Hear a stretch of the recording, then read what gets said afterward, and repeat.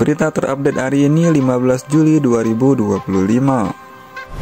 Chelsea tampil dominan dan menaklukkan PSG 3-0 di final Piala Dunia antar klub 2025. Gol dicetak oleh Cole Palmer dan Joao Pedro. Kemenangan ini bukan hanya soal trofi, tapi juga penegasan identitas baru Chelsea sebagai tim muda yang solid dan matang secara karakter. Cole Palmer dinobatkan sebagai pemain terbaik Piala Dunia antar klub 2025. Ia tampil gemilang di final, mencetak 2 gol saat Chelsea mengalahkan PSG dan memastikan gelar juara dunia untuk The Blues. Robert Sanchez dinobatkan sebagai kiper terbaik Piala Dunia antar klub. Kiper Chelsea asal Spanyol itu tampil konsisten sejak fase grup hingga final, jadi tembok kokoh yang sulit ditembus oleh lawan. Enzo Fernandez jadi pemain dengan assist terbanyak di Piala Dunia antar klub 2025. Total 3 assist krusial ia catatkan, 2 di fase grup dan 1 di semifinal. Perannya penting dalam perjalanan Chelsea menjadi juara. Pemain PSG Desire Doué meraih penghargaan pemain muda terbaik di Piala Dunia antar klub. Penampilannya di lini serang dinilai impresif sepanjang turnamen, jadi salah satu sorotan meski PSG gagal juara. Gonzalo Garcia jadi top skor Piala Dunia antar klub 2025 dengan 4 gol dan 1 assist untuk Real Madrid. Ia unggul dari pesaingnya berkat kontribusi assist meski Madrid kalah di semifinal. Performanya konsisten dan tajam sepanjang turnamen. Paris Saint-Germain harus mengakui keunggulan Chelsea usai kalah telak 0-3 di final Piala Dunia antar klub. Padahal PSG datang sebagai unggulan usai membantai Real Madrid 4-0 di semifinal. Pelatih Luis Enrique menerima kekalahan dengan lapang dada dan tak mencari-cari alasan. Ia mengakui Chelsea tampil lebih siap sejak awal. Sepak bola memang seperti itu, tak semua hal bisa dijelaskan, ujar Enrique kepada Reuters. Chelsea menaklukkan PSG 3-0 di final Piala Dunia antar klub. Kemenangan ini menandai gelar juara dunia pertama mereka.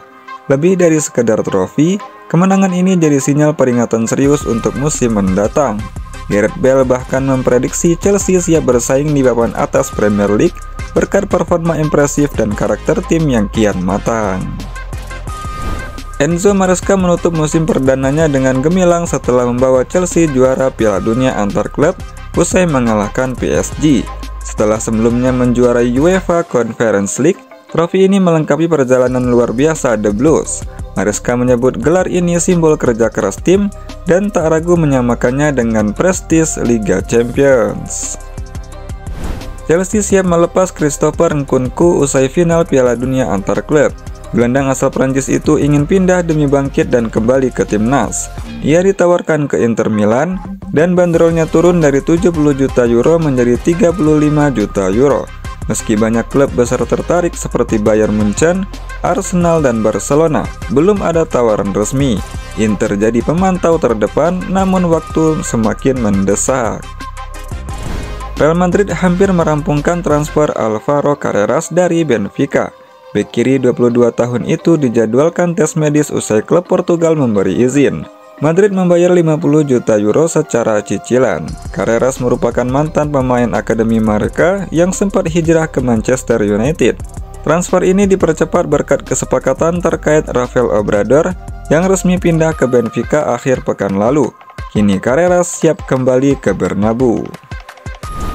Real Madrid dilaporkan mengalami konflik internal antara Kylian Mbappe dan Vinicius Junior usai kekalahan 0-4 dari PSG di semifinal Piala Dunia antar klub. Xabi Alonso kabarnya akan memilih salah satu dari keduanya dengan dukungan lebih ke Mbappe. Sikap Vinicius termasuk tertawa saat tim tertinggal memicu kemarahan petinggi klub.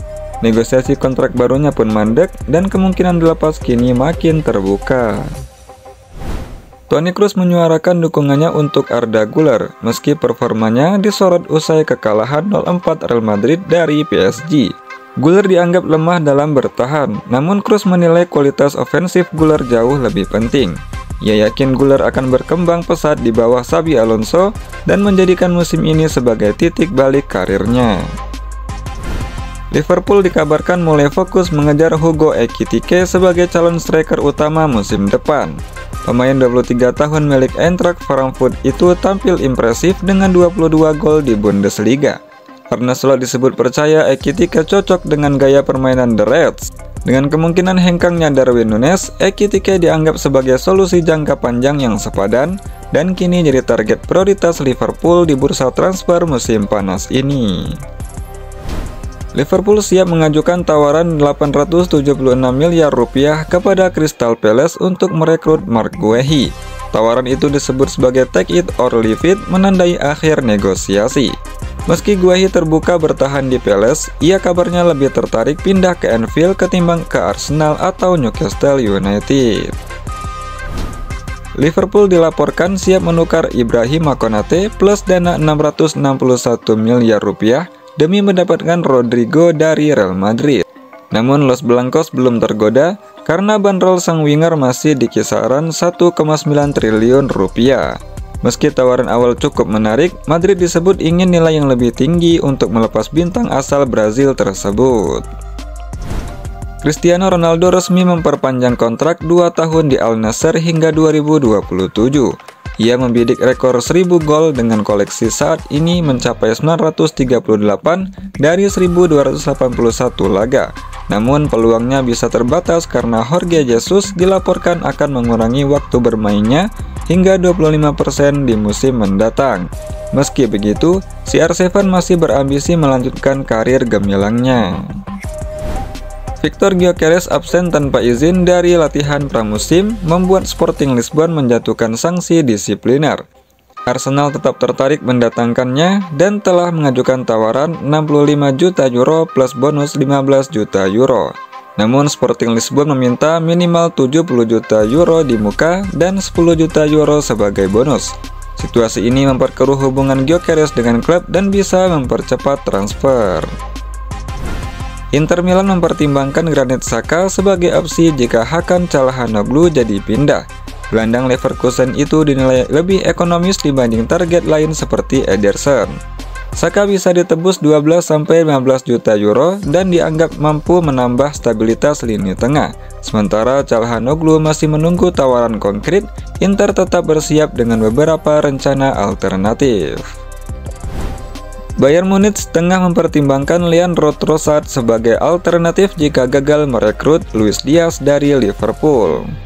Meski Diaz tetap menjadi prioritas utama, ketidakpastian transfer membuat Bayern melirik opsi lain.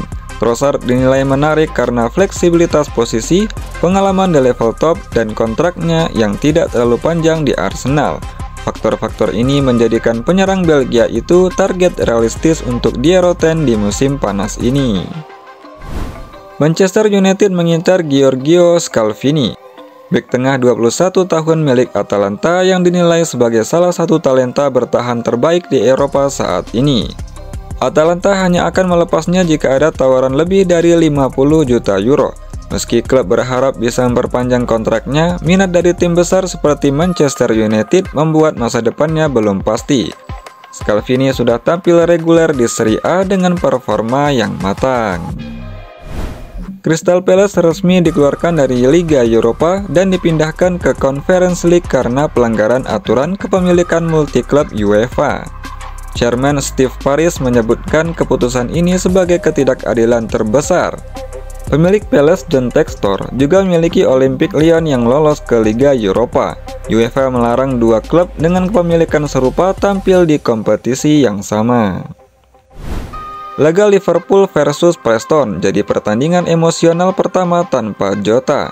Sebelum kick-off, seluruh pemain mengenakan ban hitam dan stadion mengheningkan cipta. Preston juga merilis program khusus untuk mengenang Jota dan Andre. Lagu Can't Help Falling in Love dan You Will Never Walk Alone mengiringi suasana haru yang menyelimuti stadion Deepdale malam itu. Darwin Núñez mencetak gol kedua Liverpool usai memanfaatkan kesalahan pemain belakang Preston. Selebrasinya jadi penghormatan emosional untuk Jota. Ia menirukan selebrasi buaya khas Jota, duduk di lapangan, lalu meniru gaya Jota saat bermain game. Aksi itu menyentuh hati banyak fans, mengenang hobi dan warisan Jota di dunia sepak bola dan e-sports. Liverpool membuka pramusim dengan sejumlah debutan. Giorgi Mamardashvili tampil sebagai starter lawan Preston setelah bergabung dari Valencia. Jeremy Frimpong dan Milos Kerkez juga bermain dari bangku cadangan. Sementara itu, Florian Wirtz belum ikut serta karena sedang menjalani program latihan intensif di pusat pelatihan klub. Para pemain baru tampil cukup menjanjikan.